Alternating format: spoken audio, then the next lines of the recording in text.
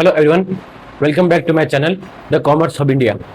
मैंने आपको आज तक कैपिटल की एंट्री, इनकम की एंट्री, एक्सपेंसेस की एंट्री और इनकम और एक्सपेंसेस के एडवांस की एंट्री और आउटस्टैंडिंग की एंट्री कैसे रिकॉर्ड की जाती है और उसके पीछे क्या कॉन्सेप्ट है उसके बारे में मैंने आपको पूरे प्रॉपर जानकारी दी थी। आज हम करने वाले परचेसिंग कैसे की जाती है, कैसे गुड्स को परचेस किया जाता है, कैसे असेट परचेस करते हैं और उसके रिगार्डिंग कैसे इनकी जनरल एंट्री की जाती है, उसके बारे में आज बात करूंगा। आपको दिक्कत होती होगी ऐसे ऐसी एंट्री को रिकॉर्ड करने में, है ना, या ऐसी एंट्री को कैसे रिकॉर्ड की जाती है, क्यों कोई चीज डेबिट और क्यों कोई चीज क्रेडिट होती है, उसके बारे में आज मैं आपको पूरी जानकारी दूंगा।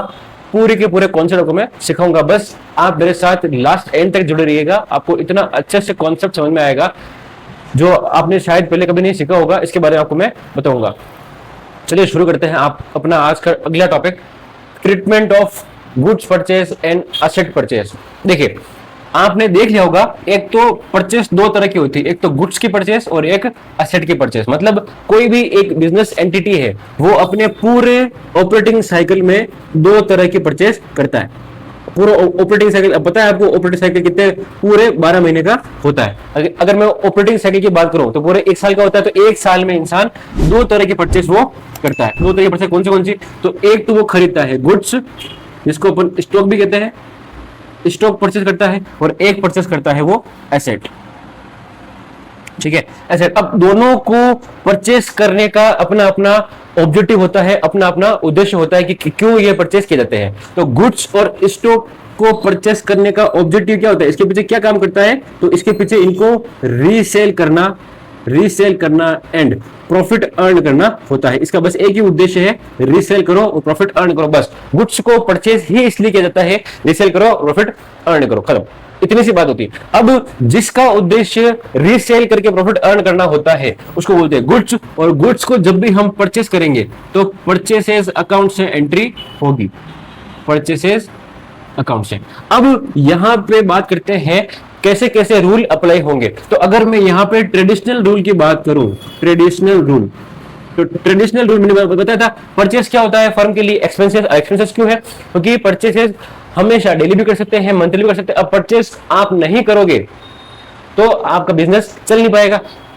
एक्सपेंस क्या होता है, अगर आपको बिजनेस को करना है ऑपरेट तो एक्सपेंस करने पड़ेंगे, जरूरी है। तो परचेस भी करनी बहुत जरूरी है अगर आपका गुड्स बेस्ड बिजनेस है। तो परचेस करना है, इसका मतलब परचेस क्या है फर्म के लिए, एक्सपेंसेस, और ऑल एक्सपेंस क्या होते हैं, डेबिट।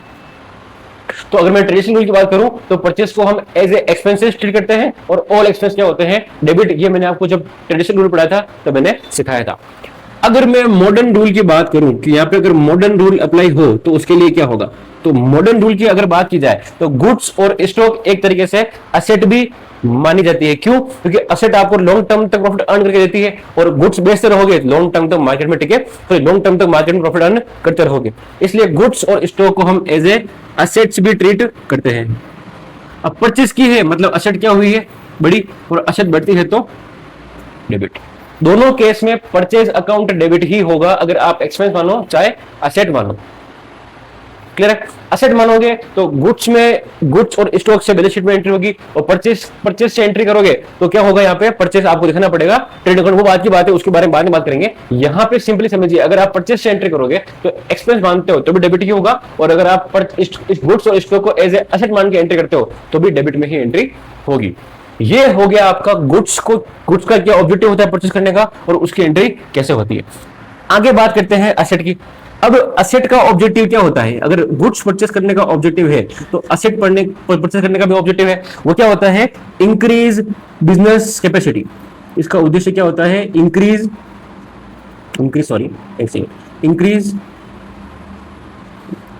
Business capacity.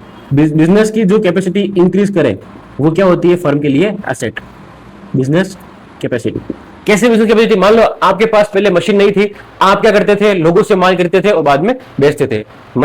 माल बनाने की मशीन आपके पास में नहीं थी। अब क्या लेके आ गए, मशीन लेके आ गए। तो मशीन से हुआ क्या, एक तो आपको वो जो प्रोडक्ट है वो सस्ता पड़ेगा, कॉस्ट सस्ती पड़ेगी, ऊपर से क्या होगा, जितने चाहे उतने मटेरियल आप बना सकते हो और मार्केट में बेच सकते हो। उससे हुआ क्या, एक तो आपकी जो आपका इनपुट है, जो आपका कॉस्ट है, तो वो आपका कम हुआ, ऊपर से आपका प्रॉफिट का जो है वो इंक्रीज हुआ।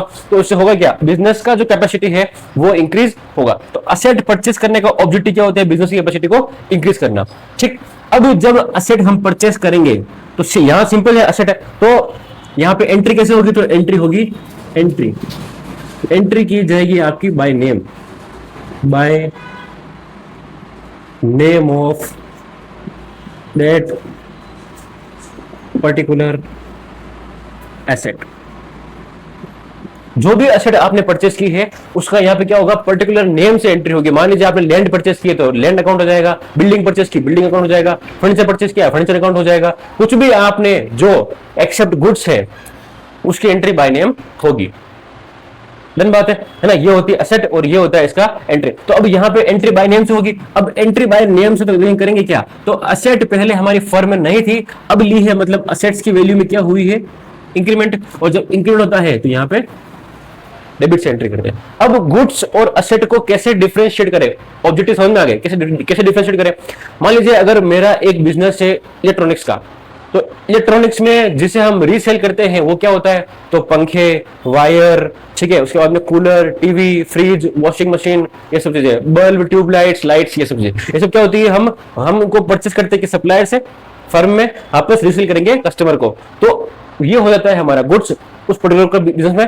और अगर उस बिजनेस उसमें स्टॉक के अलावा अगर मैंने कोई और चीज परचेस की, जैसे कि पंखा, काउंटर, फर्नीचर, ठीक है, बिल्डिंग, लैंड, व्हीकल, ये सब, तो ये सब, इन सब का उद्देश्य रीसेल करना नहीं है, इनका उद्देश्य क्या है, इंक्रीज करना बिजनेस की कैपेसिटी को। तो डिफरेंस गुड्स और स्टॉक में समझ में आ गया, गुड्स एंड एसेट समझ में आ गया। एंट्री कैसे होगी वो समझ में आई होगी आपको।